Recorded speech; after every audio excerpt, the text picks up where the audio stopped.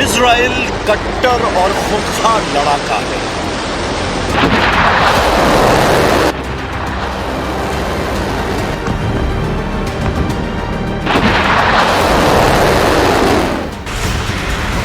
ऐसा लड़ाका जो पहले मारता है फिर तमाशा बनाता है।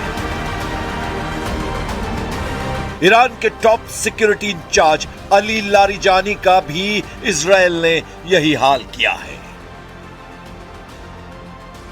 एक झटके में इजराइल ने ईरान के 4 बड़े कमांडरों को ढेर कर दिया है। इजराइल के रक्षा मंत्री ने दावा किया है कि ईरान के अघोषित वॉर कमांडर अली लारिजानी को बमों से इतना मारा गया है कि उनके चीथड़े उड़ गए हैं। लारिजानी से भयानक मौत इजराइल ने बासिज पैरामिलिट्री मिलिशिया के चीफ गुलाम रेजा सुलेमानी को दी है। सुलेमानी के डिप्टी सैयद कारिशी मिसाइल धमाकों में बेमौत मारे गए हैं। यही नहीं, इजराइल ने ईरान के IRGC वायुसेना के चीफ को मार डालने का दावा किया है। नेतन्याहू का अगला टारगेट अब IRGC के डिप्टी चीफ अहमद वहीदी है। הבוקר חיסלנו את עלי לריג'ני. עלי לריג'ני זה הבוס של משמרות המהפכה, שזה חבורת הגנגסטרים שמנהלת בפועל את איראן. אנחנו חיסלנו לצידו גם את מפקד הבסיס, זה העוזרים של הגנגסטרים, שהם מפיצים טרור ברחובות טהרן וערים אחרות של איראן נגד האוכלוסייה. גם שם אנחנו פועלים מהאוויר עם מטוסים של חיל האוויר, עם כטב"מים, וגם שם פועלים. אנחנו מערערים את המשטר הזה בתקווה לתת לעם האיראני הזדמנות לסלק אותו. नेतन्याहू भड़के हुए हैं। ईरान ने जब से उनकी मौत का हवा बनाया है, बीबी का दिमाग गर्म हो गया है। उन्होंने ईरान के उन सभी लीडरों को खल्लास करने के ऑर्डर दे दिए हैं जो बयानबाजी कर रहे हैं, क्योंकि ईरान की बयानबाजी से ट्रंप बौखला गए हैं। ट्रंप हॉर्मुज स्ट्रेट पर ईरान के बैरिकेडिंग नहीं तोड़ पाने से बेचैन हो गए। ट्रंप ने अमेरिका के दोस्त देशों से हॉर्मुज में साथ आने की अपील तक की है, लेकिन उन्हें न यूरोप भाव दे रहा है, न ही चीन जैसे देश ने कोई वादा किया है, जिससे ट्रंप का जल्द युद्ध जीत लेने का प्लान फ्लॉप हो गया है। जिसके बाद ट्रंप ने ईरान पर हमले का नया बहाना बनाना शुरू कर दिया है। ट्रंप ने कहा है कि ईरान एटम बम से हमला कर इजराइल को खत्म करने वाला था, इसीलिए अमेरिका ने उस पर हमला किया है। Knock out Israel with their nuclear weapon, but after we knocked out their nuclear potential weapon, they started building missiles, thousands and thousands of missiles. Trump ने दावा किया है कि उन्होंने तीसरे विश्व युद्ध को टाल दिया है, लेकिन उन्हें यह अंदाजा नहीं था कि ईरान इतनी मजबूती से युद्ध में टिका रहेगा। ट्रंप ने पहली बार यह बात कबूल कर ली है कि ईरान ने उन्हें सरप्राइज दिया है। There was no expert that would say that was going to happen. It's not a question of like, gee, should you have known? And if we did know, big deal. I mean, we have to do what we have to do. Iran के तेवर देखकर America ने गलतियों की scrutiny करनी शुरू कर दी है।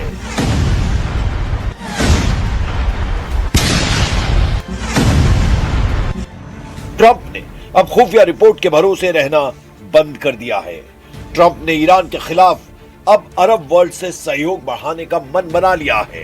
युद्ध विराम को लेकर बढ़ रहे कंफ्यूजन को भी ट्रंप ने क्लियर कर दिया है। ट्रंप ने जितनी बार भी सीज फायर का दावा किया, ईरान ने उसे गलत साबित कर दिया है। वॉर जोन से भी अमेरिका के पीछे हटने के अपडेट मिल रहे हैं। अमेरिका ने खाड़ी देशों के करीब से अपने 2 नेवी शिप को दूर शिफ्ट कर लिया है।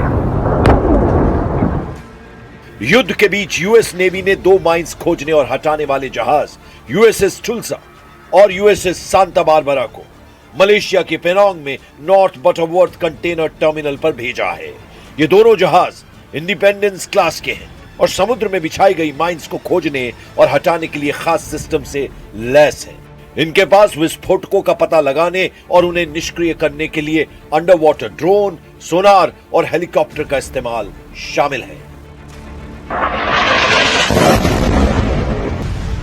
अब ईरान वॉर जोन में ट्रंप का अकेला लड़ाका USS कैनबरा तैनात है। वहीं ईरान ने पूरे समुद्री इलाके को 5000 बारूदी सुरंगों से पाट रखा है। ईरान मिलिट्री प्रवक्ता इब्राहिम ज़ोल्फागरी ने ट्रंप को धमकी दी है कि उनके ऑपरेशन फ्यूरी को ईरान ऑपरेशन फियर में बदलने वाला है।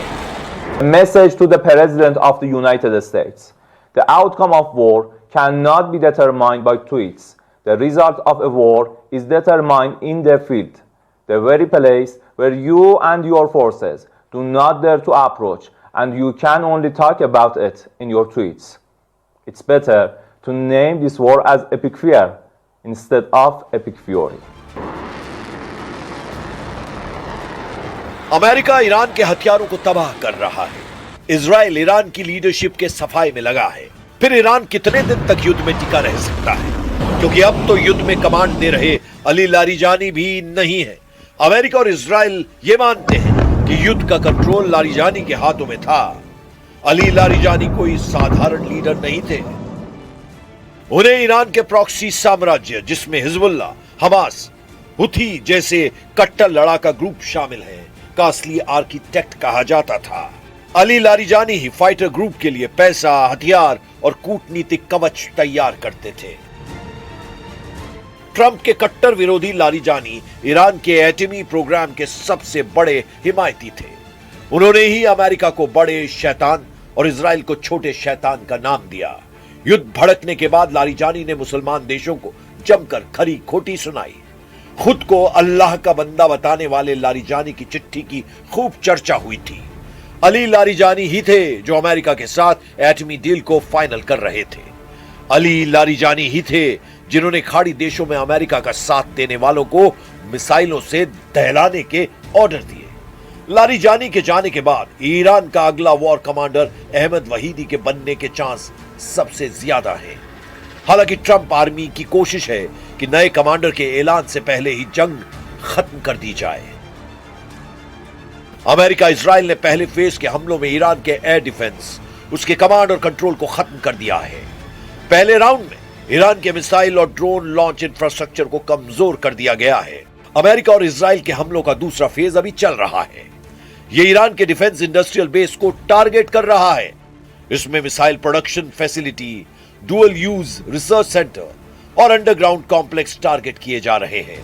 ईरान की असल ताकत कही जाने वाली मिसाइलें, परमाणु ढांचा, हवाई सुरक्षा, नौसेना और प्रॉक्सी कमांड नेटवर्क की कमर तोड़ दी गई है। सुपर पावर का कैलकुलेशन बता रहा है कि ईरान का मनोबल टूट रहा है, लेकिन ईरान के जंगबाजों का जुनून कायम है। ईरान के सुप्रीम लीडर मुज्तबा खामनेई युद्ध से पीछे हटने को तैयार नहीं। लारिजानी की मौत की खबर आने के बाद मुज्तबा खामनेई ने ट्रंप के सीज फायर ऑफर को ठुकराकर जतला दिया है कि यह युद्ध ईरान आखिरी सांस तक लड़ेगा।